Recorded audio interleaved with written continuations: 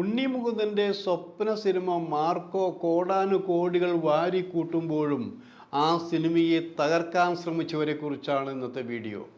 Film പ്ലസിലേക്ക് എല്ലാവർക്കും സ്വാഗതം.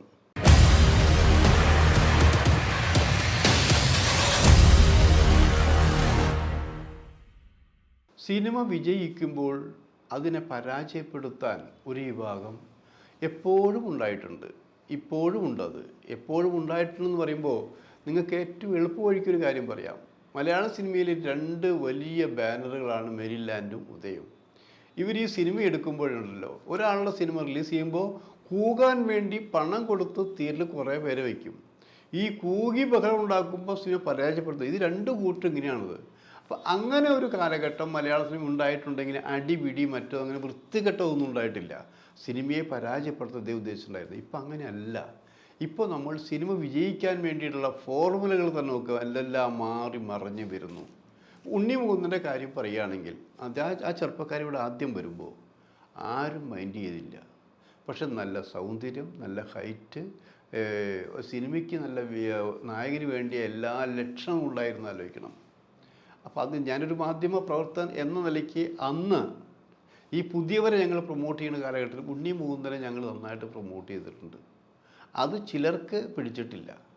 അപ്പോൾ ഉണ്ണി അന്ന് പറഞ്ഞു, ഞാൻ അവിടേക്ക് തിരിച്ചു പോകുക, അപ്പോൾ അത് രക്ഷയില്ല, തൃശ്ശൂർക്കാരനാണ് ശരിക്കും അവിടെ നാട്ടിൽ, അവിടേക്ക് ഗുജറാത്തിലേക്ക് തിരിച്ചു പോകുക, അതോ നല്ലത് എന്ന് പറഞ്ഞ ചെറുപ്പക്കാരാണ്. പക്ഷെ ഇപ്പം നമ്മൾ കാണുന്നത് എന്താ, ഉണ്ണി മുകുന്ദൻ വേറെ ലെവലായി കഴിഞ്ഞു. സ്വന്തമായ പ്രൊഡക്ഷൻ കമ്പനി, അതായത് ഇവിടുത്തെ മമ്മൂട്ടി മോഹൻലാൽ പോലെ വമ്പൻ സെറ്റപ്പിൽ പ്രൊഡക്ഷൻ കമ്പനി വന്നു കഴിഞ്ഞിരിക്കുന്നു. അരച്ച് കലക്കി കളഞ്ഞ് ഇയാളെ പരാജയപ്പെടുത്താൻ നോക്കിയവരൊക്കെ അന്തം വിട്ട് നിൽക്കുക. ഉണ്ണി മുകുന്ദൻ ആകാശത്തോളം വളർന്നു പോവുകയാണല്ലോ എന്ന്. അത് ഇപ്പോഴത്തെ ഈ പുതിയ മാർക്കോൻ്റെ കാര്യത്തിൽ മാത്രമല്ല, മുമ്പ് വന്നപ്പോൾ എടുത്ത സിനിമകൾ, മേപ്പടിയുടെ സിനിമ എടുത്ത് നോക്കുക, അതുമാതിരിയുള്ള സിനിമകൾ, ഭക്തി സിനിമകൾ എടുത്ത് നോക്കുക. ഇത് കഴിഞ്ഞിട്ട് വേറൊരു സ്റ്റൈലിലേക്ക് ഉണ്ണി മുകുന്ദൻ മുമ്പ് അയാളിങ്ങനെ ഒതളങ്ങിയ പോലെ ഇങ്ങനെ പറഞ്ഞുകൊണ്ടിരിക്കും. അയാൾ പറയാറുണ്ട്, എനിക്ക് ഒന്നിൽ തന്നെ അധികകാലം ഉറച്ചു നിൽക്കാൻ പറ്റില്ല. ഞാൻ അന്ന് ആ സിനിമ എടുത്തപ്പോൾ ഇന്ന് ഈ സിനിമ എടുത്തു. ഇപ്പോൾ ഞാനെടുത്ത മാർക്കോ ഇന്നലെ തലേ ദിവസമോ അല്ലെങ്കിൽ ഒരു വർഷമോ ഉണ്ടായതല്ല, 6-7 വർഷം ഞാൻ ഈ സിനിമയ്ക്ക് വേണ്ടി ചിലവഴിച്ചിട്ടുണ്ടെന്ന് ആലോചിക്കണം. അത് ചിലവഴിച്ചു എന്ന് പറയുമ്പോൾ ആക്ഷൻ സിനിമ എനിക്കാണ്, നല്ല സ്റ്റണ്ട് ചെയ്യാൻ ഇഷ്ടമാണ്. പക്ഷെ ഞാനൊരു സിനിമ നിർമ്മിച്ച് ഞാൻ അഭിനയിക്കുമ്പോൾ അത് സംതിങ് സ്പെഷ്യൽ ആയിരിക്കണം എന്നൊരു വാശി എനിക്കുണ്ടായിരുന്നു. അങ്ങനെ ആ വാശിപ്പുറത്ത്, അതായത് ഇതിനേക്കാൾ മീതെ ഒരു ആക്ഷൻ പടം വരാൻ പാടില്ല എന്നുള്ള രീതിയിലായിരുന്നു ട്രീറ്റ്മെൻറ്റ്. ഇപ്പം എന്തായാലും അത് സാധിച്ചു. ഈ പടം റിലീസ് ചെയ്യുന്നതിന് മുമ്പ് തന്നെ ഉണ്ണി മുകുന്ദൻ പറഞ്ഞിരുന്നു, ഈ പടം ഹിറ്റായിരിക്കും, ഇത് യുവാക്കൾക്ക് വേണ്ടിയിട്ടുള്ള സിനിമയാണ്, ഞാൻ വേറെ ഒരു അവകാശവാദവും ഉന്നയിക്കുന്നില്ല, പിന്നുള്ളൊരു അവകാശവാദം ഇതിനേക്കാൾ ക്രൂരത നിറഞ്ഞ ഒരു സിനിമയും ഇതുവരെ ഉണ്ടായിട്ടില്ല, ഇനി ഉണ്ടാകുമോ എന്ന് പറയാനും പറ്റില്ല, അത്രമാത്രം ക്രൂവൽറ്റി ഈ സിനിമയിലുണ്ടെന്ന് ആലോചിക്കണം. അപ്പോൾ അത് പറഞ്ഞു വന്നപ്പോഴെന്താ, ഈ പടം റിലീസ് ചെയ്തിട്ട് പിന്നെ കാണുന്നത് ഈ സിനിമ ഓരോ ചെറുപ്പക്കാരും പല പ്രാവശ്യമാണ്, ചെറുപ്പക്കാർ തന്നെയാണ് ഈ സിനിമ ഏറ്റെടുത്തത്. ചെറുപ്പക്കാർ എന്ന് പറഞ്ഞാൽ യുവതികളും ഉൾപ്പെടും കേട്ടോ. ഇപ്പോൾ ചോദിക്കും, രണ്ടു കൂട്ടം ഉൾപ്പെടും. എന്നാൽ അത്യാവശ്യം ഫാമിലിയും ഈ സിനിമ കാണാൻ കയറുന്നുണ്ട്. ഈ സിനിമ റിലീസ് ചെയ്തപ്പോൾ എൻ്റെ ഒരു അടുത്ത സുഹൃത്ത്, ഒരു കോളേജ് പ്രൊഫസറുണ്ട്, അദ്ദേഹം എഴുത്തുകാരനാണ്, സിനിമയ്ക്ക് വേണ്ടി ജീവിതം തന്നെ ഹോമിച്ച ഒരു നല്ല മനുഷ്യനാണത്.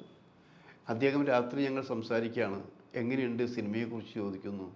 അപ്പോൾ ഞാൻ പറഞ്ഞു, സാറേ സത്യം പറഞ്ഞാൽ വ്യക്തിപരമായിട്ട് ഞാൻ ഈ സിനിമ കാണില്ല.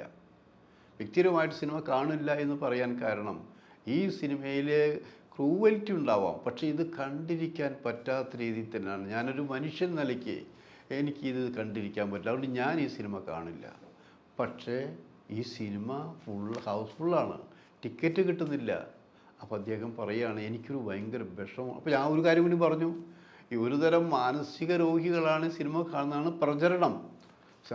മാനസിക രോഗം പലർക്കും പലയില്ലേ. അപ്പോൾ അദ്ദേഹം പറഞ്ഞത്, എൻ്റെ മകൻ ഈ സിനിമ കണ്ടുവന്നു, കാണാൻ പോയത് എനിക്കിഷ്ടമുണ്ടായിട്ടില്ല, പക്ഷേ കണ്ടുവന്നിട്ട് പറയണ, അച്ഛാ ആ പടം ഞങ്ങൾക്ക് ഇഷ്ടപ്പെട്ടു കേട്ടോ, ഇത് 1-2 പ്രാവശ്യം കാണും, ഞാൻ നാളെ സിനിമ കാണും എന്ന് പറഞ്ഞപ്പോൾ അദ്ദേഹം പറഞ്ഞു കഴിഞ്ഞാൽ ഞാൻ എന്താ ചെയ്യുക, സിനിമ കാണണ്ടെന്ന് പറയാൻ പറ്റുമോ? പക്ഷേ ഈ സിനിമ യുവാക്കൾ ഒന്നല്ല പല പ്രാവശ്യം കാണാൻ പോകുന്നു എന്നുള്ളതാണ്. അതിനർത്ഥം എന്താണ്? ഇതിൽ സന്ദേശങ്ങളൊന്നുമില്ല. ആകെയുള്ള സന്ദേശം എന്താ? ക്രൂവൽറ്റിയാണ് ഇതിൻ്റെ സ്വന്തം. അത് ഇപ്പോഴത്തെ പുതിയ തലമുറ ഏറ്റെടുക്കുന്നു, സ്വാധീനിക്കുന്നു എന്ന് പറയുമ്പോൾ നമ്മുടെ നാട് ഇനി എങ്ങോട്ട് എന്നുള്ളൊരു ചോദ്യമുണ്ട്. ആ ചോദ്യം ചോദിക്കുമ്പോഴും ഇതിൻ്റെ ആൾക്കാർ, ഉണ്ണിമുകുന്ദനാവട്ടെ പറഞ്ഞൊരു കാര്യമുണ്ട്, നിങ്ങൾക്ക് എന്തും പറയാം, പക്ഷേ ഞാൻ ഇതിൽ കാണിച്ചിരിക്കുന്ന സ്റ്റണ്ടുകൾ, ആക്ഷനുകളൊന്നും ക്യാമറ ഗിമ്മിങ്സ് ഒന്നല്ല, നേരിട്ട് തന്നെയാണ്. ഇതൊരു പറ്റിപ്പുമില്ല എന്നാലോചിക്കണം. അത്രയും കഷ്ടപ്പെട്ടെടുത്ത സിനിമയ്ക്ക് വല്ലതും കിട്ടിയെന്നാലോചിക്കണം. അപ്പോൾ 5 ഭാഷകളിലല്ലേ ഇത്? 5 ഭാഷകളിൽ ചില പണങ്ങനെ തൂത്ത് വാരിക്കൊണ്ടിരിക്കുക.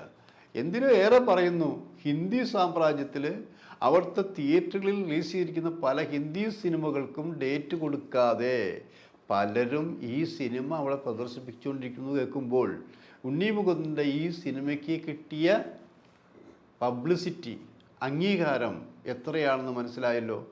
ഉണ്ണിക്ക് വേറൊരു ഗുണം കൂടിയുണ്ട്. അവിടെ ചെന്ന് നല്ല ഫുൾ വെള്ളം പോലെയാണ് ഹിന്ദി സംസാരിക്കുക ചെറുപ്പക്കാരൻ. അപ്പോൾ അവരെയും അങ്ങനെ കയ്യിലെടുക്കുക എന്നുള്ളതല്ല. ഇത് കാണിക്കുമ്പോൾ ഈ സിനിമ കാണിച്ചു കഴിഞ്ഞാൽ ഇത് മതി എന്ന് പറയും. അങ്ങനെ പ്രദർശിപ്പിച്ചു കൊണ്ടിരിക്കുമ്പോൾ എന്താ സംഭവിച്ചത്? ഈ സിനിമയ്ക്ക് സ്വാഭാവികമായിട്ടും എതിരാളികൾ ഉണ്ടാവില്ലേ? ആ എതിരാളികൾ എത്തരത്തിലുള്ള ആൾക്കാരായിരിക്കും? ഞങ്ങളും കുറേ പടങ്ങൾ എടുത്ത്, ഹിന്ദി പടങ്ങളെടുത്ത് ഹിന്ദിയിലെ രാജാക്കന്മാരെ വിലസിയിരുന്ന പലരും ഈ ഉണ്ണിമുകുന്ദൻ എന്ന മലയാളിയുടെ സിനിമയുടെ മുൻപിൽ പകച്ചു പോകുന്നു, പരാജയപ്പെട്ടു പോകുന്നു. അതിനെതിരെ പ്രവർത്തിക്കാനുള്ള വഴി നോക്കി നടന്നു. ഒരു ദിവസം ഉണ്ണി കണ്ടത് എന്താ പറഞ്ഞു കേട്ടത്? ഉണ്ണി നിൻ്റെ ഹിന്ദി പടത്തിൻ്റെ ഒറിജിനൽ സാധനമാണ് അവർ കാണിക്കുന്നതാണെന്ന്. എങ്ങനെ ഒറിജിനൽ സാധനം, എങ്ങനെ ഒറിജിനൽ പ്രിൻ്റ് എങ്ങനെ പോയി എന്നുള്ളതാണ്. സെൻസർ ബോർഡിൽ നിന്ന് പോകാൻ വഴിയുണ്ടോ എന്ന് ചോദിച്ചാൽ പോകാൻ വഴിയില്ല എന്നറിയിക്കണം.